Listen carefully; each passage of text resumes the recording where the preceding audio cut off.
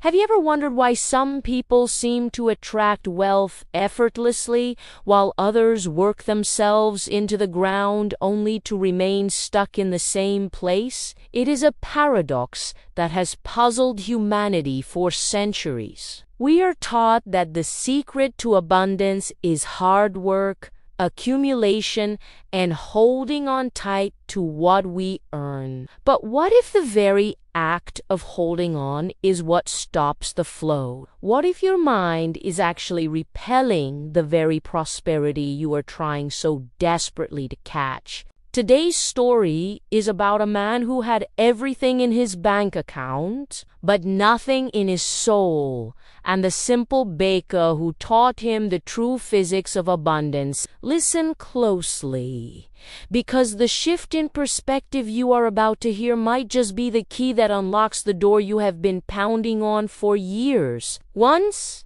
in a bustling city that never slept, there lived a man named Arthur. By all traditional metrics, Arthur was a titan of industry. He was an investment banker whose portfolio was the envy of the financial district. He lived in a penthouse that pierced the clouds, drove cars that cost more than most houses, and wore suits stitched from the finest Italian silk. To the world, Arthur was the definition of success. He was the man everyone wanted to be. But inside the walls of his mind, Arthur was destitute. He was driven not by ambition, but by a terrifying, gnawing fear of poverty. Despite his millions, he checked his stock app 50 times a day, his heart racing with every minor dip in the market. He scrutinized restaurant bills to ensure he wasn't overcharged by a single cent. He hoarded his wealth, terrified that one wrong move, one unforeseen disaster, would take it all away. He looked at the world through a lens of extreme scarcity. In his eyes, every dollar spent was a dollar lost forever. He was a rich man who thought like a beggar, forever guarding a pile of gold he was too afraid to enjoy. One rainy Tuesday, Arthur found himself stranded in a part of the city he rarely visited. His luxury car had broken down, and his phone had lost its signal. Seeking shelter from the downpour, he ducked into a small, warm shop that smelled of yeast and cinnamon. It was a bakery, humble and worn, run by an old man named Elias. Elias was not rich. His apron was stained with flour, his shoes were scuffed, and his shop was small. Yet there was a light in his eyes that Arthur had never seen in the boardrooms of his harem. Elias moved with a rhythmic calm, humming a tune as he kneaded dough. Arthur watched from the corner, dripping wet and miserable. He saw Elias hand a fresh loaf of bread to a young woman who clearly didn't have enough money to pay for it. "Pay me when fortune smiles on you," Elias said with a genuine laugh, waving her off. Minutes later, he gave a free cookie to a delivery driver. Arthur couldn't stay silent. His scarcity mindset was screaming. He approached the counter, his expensive watch gleaming under the modest lights. "Excuse me," Arthur said, his voice clipped. "I've been watching you. You are running a business, not a charity. If you give away your inventory, you will erode your margins. You'll never expand. You'll never be rich." Elias paused, wiping his hands on a towel. He looked at Arthur, really looked at him, seeing past the wet silk suit to the anxiety trembling beneath it. "I am already rich, my friend," Elias said softly. "But I suspect you and I have very different dictionaries." Arthur scoffed. "I have millions. You have ... flour and heat. I know how money works. You have to keep it to have it." Elias smiled and gestured for Arthur to follow him to the back of the kitchen. There, near the ovens, stood 2 large containers of water. One was a sealed airtight metal drum. The other was a stone basin with a small pipe constantly feeding water in, and another pipe at the bottom letting water flow out into the garden.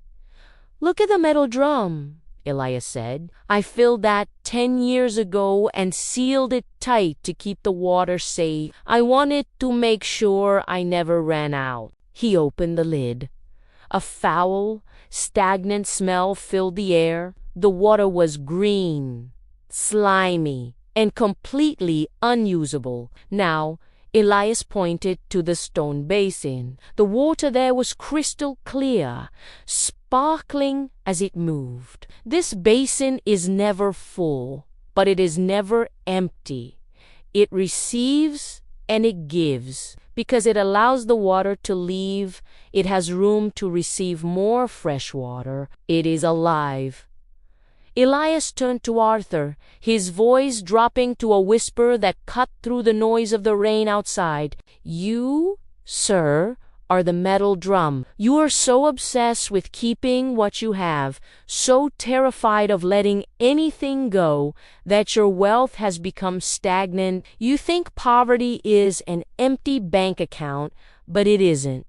Poverty is the belief that there isn't enough. You are trapping your energy, your money, and your joy. And because you clamp down so tight, no new abundance can enter your life." Arthur stood frozen. The metaphor struck him with the force of a physical blow. He realized he had spent his life building a dam, terrified of the river.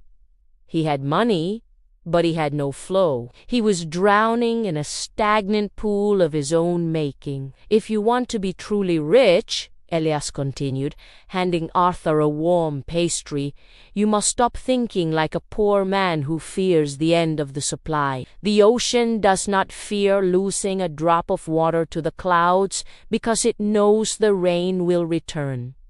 Money is a current. It must move to have power." Arthur ate the pastry in silence. It was the best thing he had tasted in years, not because of the ingredients, but because for the first time he wasn't calculating its cost. When Arthur finally left the bakery, the rain had stopped. He didn't become a reckless spender, but the internal grip loosened. The next day, he didn't check the stock market. Instead, he approved a project he had deemed too risky, but which he knew would help thousands of people. He tipped the taxi driver generously, not out of obligation, but out of gratitude. He began to view his wealth not as a fortress to be defended, but as a garden to be watered. And a strange thing happened. The more he allowed his resources to flow investing in others, giving freely, enjoying the fruits of his labor, the more his wealth grew. But more importantly,